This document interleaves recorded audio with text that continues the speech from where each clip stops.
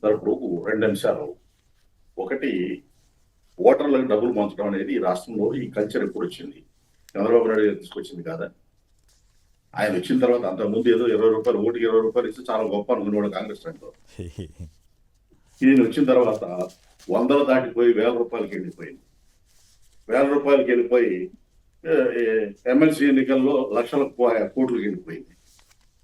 ఆయన జనానికి గుర్తులేదనుకుంటారో లేకపోతే మభ్య పెడతాను అనుకుంటారో, ఆయన చెప్పింది వేదం అని ప్రజలు నమ్ముతున్నారు అనుకుంటారో ఏమిటో అర్థం కాదు. అది అబద్ధాలు అంత ఈజీగా ఎలా చెప్పగలుగుతున్నారు అనేది కొంచెం ఆశ్చర్యం కలుగుతుంది. రెండో అంశం కేసు. ఆయన మీద ఈ మధ్య చింతకాయల విజయ్ గారు జగన్ గారి కేసులు ఎందుకు ఎంక్వైరీ జరగలేదు, ఎందుకు లేట్ అవుతున్నాయని చెప్పేసి ఒక క్వశ్చన్ వేశారు లోక్సభలో. సార్ స్పీకర్ గారు అడుగున్నారు ఎందుకు. నేనేమంటానంటే, చంద్రబాబు నాయుడు గారి మీద స్టేలు ఎన్నాడు పెండింగ్ ఉంటాయండి? దాని గురించి ఎందుకు మాట్లాడరు? చంద్రబాబు నాయుడు గారు ఆయన కేసులు ఆయన విత్డ్రా చేసుకుంటారు, దాని మీద ఎందుకు మాట్లాడరు? పార్లమెంట్ అది చర్చ పెట్టచ్చు కదా. ఒక ముఖ్యమంత్రి ఎక్కడైనా తన మీద తన కేసులు విత్డ్రా చేసుకున్నారా? అలా చేసుకోవచ్చా? అది పద్ధతేనా? అడ్మినిస్ట్రేషన్ దుర్వినియోగం చేయడం కాదా అధికారాన్ని? దాని మీద సిబిఐ ఎంక్వైరీ ఎందుకు జరగట్లా? ఇదే పద్ధతి అయితే ఈ దేశంలో ఏ ముఖ్యమంత్రి అయినా, ఏ ప్రధానమంత్రి అయినా వాళ్ళ మీద కేసులు ఉంటాయి అసలు? దాని గురించి మాట్లాడకుండా నా మీద కేసులు లేవు, ఎందుకు లేవు? ఏ లేదు కేసు మొదలు ఎన్నిక ఐఎంజీ భారత్ ఈ మధ్య జడ్జిమెంట్ వచ్చింది కదా, దానికి బాధ్యులు ఎవరు?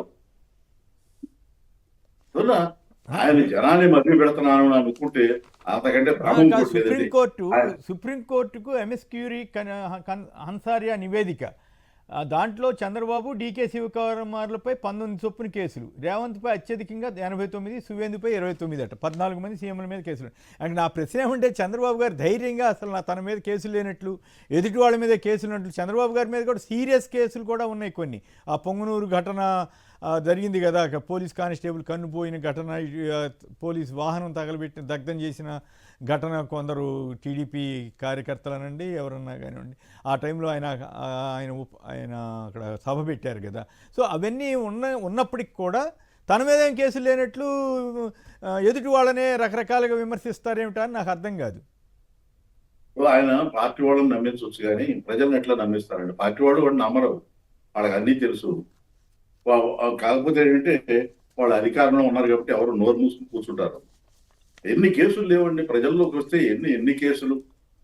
సాక్షాత్తు ఒక ఎమ్మెల్యే వంగవీటి మోహన్ రంగా శాసనసభలో నా మీద హత్యా ప్రయత్నం జరిగే ప్రమాదం ఉంది, నాకు ఏదైనా జరిగితే చంద్రబాబు నాయుడు గారి కారకులు అని చెప్పారా లేదా? రికార్డులు తీయమనండి, రికార్డులు తీసి చెప్పమనండి. తర్వాత ఆయన భార్య వంగవీటి రత్నకుమారి గారు అసెంబ్లీలో ఎంత ఆరోపణలు చేశారో కూడా తెలుసు కదా. చనిపోయిన వంగవీటి ఇప్పుడు డైయింగ్ డిక్లరేషన్ అంటారు, ఆయన డైయింగ్ డిక్లరేషన్ పక్కన పెట్టండి. శాసనసభ అత్యున్నతమైన వేదిక, అక్కడ వంగవీటి మోహన్ గారు చెప్పారు లేదా? రికార్డులు తీయమనండి. రైట్.